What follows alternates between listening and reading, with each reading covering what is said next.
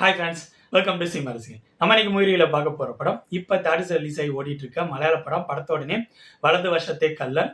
இது ஒரு crime thriller movie. இந்த படத்தை ஜீத்து ஜோசப் டைரக்ட் பண்ணியிருக்காரு. ஜீத்து ஜோசப் யாரு அப்படிங்கிறது த்ரில்லர் படங்கள் விரும்பி பார்க்கக்கூடிய ஆடியன்ஸ் எல்லாருக்குமே தெரியும். அந்த லெவல் அவர் ஃபேமஸ் ஆனவர். பயங்கர ட்விஸ்டோட த்ரில்லர் படங்களை ப்ரெசென்ட் பண்ணக்கூடியவர். இவரோட டைரக்ஷன்ல பிஜு மேனன், ஜோஜி ஜார்ஜ் இவங்களோட நடிப்புல ரிலீஸ் ஆயிருக்க வலது வருஷத்தே கல்லன் இந்த படத்தோட ஸ்டோரி என்ன, இந்த படம் எப்படி இருந்துச்சு அப்படிங்கறத பாக்குறதுக்கு முன்னாடி இந்த வீடியோ ஃபுல்லா பாருங்க. பிடிச்சிருந்தா லைக் பண்ணுங்க, கமெண்ட் பண்ணுங்க, அப்படியே என்னோட சேனலை சப்ஸ்கிரைப் பண்ணுங்க. அது மட்டும் இல்லாம என்னோட வீடியோஸ்லாம் உங்களோட ஃப்ரெண்ட்ஸ், ஃபேமிலி மெம்பர்ஸ் எல்லாத்துக்கும் ஷேர் பண்ணுங்க. உங்களோட சின்ன ஷேர் எனக்கு ரொம்ப சப்போர்ட்டா இருக்கும். இந்த படத்தோட ஸ்டோரி என்னன்னா, பிஜு மேனன் ஒரு போலீஸ் ஆபீசர். அவரு கரப்டடான போலீஸ் ஆபீசர். அவருக்கு ஒரு பையன் இருப்பாரு. பையனுக்கும் பிஜு மேனனுக்கும் இடையில பெருசா அண்டர்ஸ்டாண்டிங் இருக்காது, பாண்டிங் இருக்காது. இன்னொரு பக்கம் Joju George computer service centre வச்சிருப்பாரு. அவருக்கு ஒரு பொண்ணு இருப்பாங்க. ஒய்ஃபு பொண்ணுன்னு அவரு சந்தோஷமான லைஃப்ல வாழ்ந்துட்டு இருப்பாரு. சடனா ஒரு நாள் பிஜு மேனன் அவரோட பொண்ணு காணாம போயிடுவாங்க. காணாம போன தன்னோட பொண்ணை கண்டுபிடிக்க சொல்லி பொண்ணு காணாம போன ஏரியாவோட போலீஸ் ஆபீசரான பிஜு மேனன் கிட்ட ஜோஜு ஜார்ஜ் கம்ப்ளைண்ட் பண்ணுவாரு. இதுக்கப்புறம் படத்தில் நடக்கிற சம்பவங்கள் என்னென்ன, ஜோஜி ஜார்ஜ் அவரோட பொண்ணுக்கு என்ன ஆனிச்சு, பொண்ணு காணா போனதுக்கும் பிஜு மேனனுக்கும் என்ன சம்பந்தம், இந்த மாதிரி கேள்விகளுக்கெல்லாம் ஆன்சர் சொல்ற படம் தான் வலது வருஷத்தே கல்லன். இந்த படத்தோட பாசிட்டிவ்ஸ் அண்ட் நெகட்டிவ்ஸை கலந்து ரொம்ப ஷார்ட்டா பார்த்துருவோம். இந்த படத்தோட மிகப்பெரிய பலமாப்பட்டது எனக்கு படத்தில் நடிச்சவங்களோட பர்ஃபார்மன்ஸ் தான். ஏன்னா படத்துல எல்லா ஆக்டர்ஸும் நல்லா பெர்ஃபார்ம் பண்ணியிருந்தாங்க. குறிப்பா சொல்லணும்னா பிஜு மேனன் அந்த கரப்டட் போலீஸ் ஆஃபீஸர் கேரக்டரை அவ்வளோ அழகாக ஹேண்டில் பண்ணியிருப்பாரு. படத்தோட ஸ்டார்டிங்லேயே ஒரு இன்வெஸ்டிகேஷன் பண்ற மாதிரி ஒரு சீன் வரும். அந்த சீன்லேயே அவரோட பர்ஃபார்மன்ஸ் அவ்வளோ சூப்பராக இருக்கும். டக்கு டக்குன்னு ரியாக்ஷன் மாற்றிக்கிட்டே இருப்பாரு. அது ஒரு சாம்பிள் தான். படம் ஃபுல்லாக அவரோட பர்ஃபார்மன்ஸ் செமையாகவே இருந்துச்சு. நெக்ஸ்ட் ஜோஜி ஜார்ஜ் அவர் கொடுத்த கேரக்டரை நீட்டாக ஹேண்டில் பண்ணியிருந்தாரு. பிஜு மேனன் அவருக்கு அவரோட கேரக்டர் ஸ்ட்ராங்காக கிடையாது, பட் அவரோட பெஸ்ட் பர்ஃபார்மன்ஸ் தான் இந்த படத்துக்கு கொடுத்துருந்தாரு. இவங்களை தவிர ஆல்ரெடி சொன்ன மாதிரி மற்ற நடிகர்களும் இந்த படத்துக்கு என்ன தேவையோ அந்த பர்ஃபார்மன்ஸை கொடுத்துருந்தாங்க.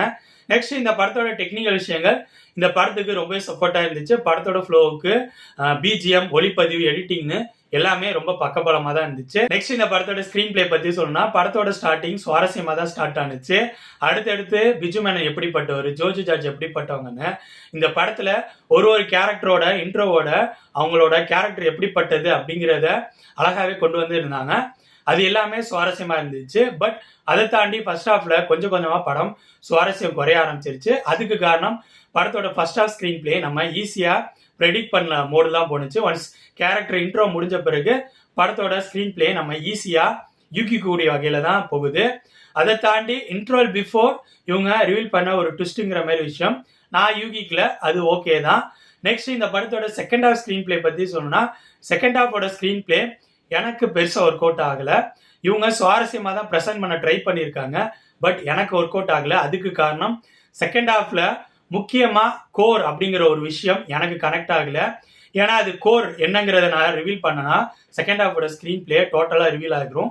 ஸோ நான் அதை ரிவீல் பண்ணல.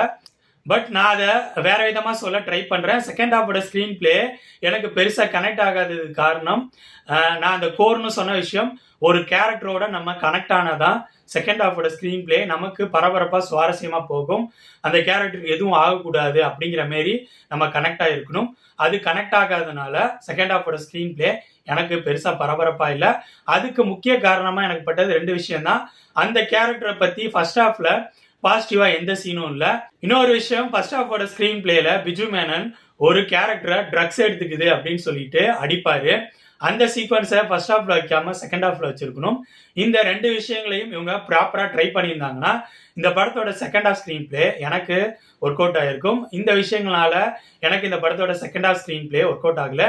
அது மட்டும் இல்லாம இந்த படத்தோட செகண்ட் ஹாஃபோட ஸ்கிரீன் பிளேல ஓவர் ஸ்மார்ட்னஸ் காட்டியிருக்காங்களோ அப்படிங்கிற மாதிரி தோணுச்சு. இந்த லெவல் பர்ஃபெக்டா கால்குலேட் பண்ணி எல்லா விஷயங்களும் பண்ண முடியுமா அப்படிங்கிற மாதிரி எனக்கு தோணுச்சு. ஓவராலா சொல்லணும்னா என்ன பொறுத்த வரைக்கும் இந்த படத்தோட டெக்னிக்கல் விஷயங்கள், இந்த படத்தில் நடிச்சவங்களோட பர்ஃபார்மன்ஸ், இந்த ரெண்டு விஷயங்களும் நல்லா இருந்துச்சு. இந்த படத்தோட ஸ்கிரீன் பிளேல படத்தோட ஃபர்ஸ்ட் ஹாஃப்ல ஸ்டார்டிங்ல படம் சுவாரஸ்யமா ஸ்டார்ட் ஆனிச்சு. பட் போக போக படம் ஈஸியா ப்ரெடிக்ட் பண்ணல மோட்ல ஸ்கிரீன் பிளே இருந்துச்சு. இன்ட்ரோல் பிஃபோர் ரிவீல் ஆகிற ஒரு விஷயம் நல்லா இருந்துச்சு. இந்த படத்தோட செகண்ட் ஹாஃப் ஸ்கிரீன் பிளே இந்த படத்தோட முக்கியமான ஒரு கேரக்டரோட என்னால் கனெக்ட் ஆக முடியாதனால செகண்ட் ஹாஃபோட ஸ்க்ரீன் பிளே எனக்கு பெருசாக ஒர்க் அவுட் ஆகவே இல்லை. ஸோ என்னை பொறுத்த வரைக்கும் இந்த படம் ரொம்ப ஆவரேஜான த்ரில்லர் மூவி. இந்த படம் இப்போ தேட்டர்ஸில் ரிலீஸ் ஆகி ஓடிட்டு இருக்கு. ஸோ என்னோட ரிவ்யூ பேஸ் பண்ணி முடிவு பண்ணிக்கோங்க இந்த படத்தை பார்க்கலாமா வேணாமான்னு. ஓகே ஃப்ரெண்ட்ஸ், இந்த வீடியோ உங்களுக்கு பிடிச்சிருக்கும்னு நினைக்கிறேன். தேங்க்ஸ் ஃபார் வாட்சிங். இந்த வீடியோ பிடிச்சிருந்தா லைக் பண்ணுங்கள், கமெண்ட் பண்ணுங்கள், ஷேர் பண்ணுங்கள். அப்படியே சினிமா ரசிகன் சேனலை சப்ஸ்கிரைப் பண்ணுங்கள். கூடவே பக்கத்தில் இருக்க பெல் ஐக்கானையும் கிளிக் பண்ணுங்கள். அப்போ தான் நம்ம போடுற வீடியோஸ் உடனுக்குடன் உங்களுக்கு வந்து சேரும். தேங்க்யூ.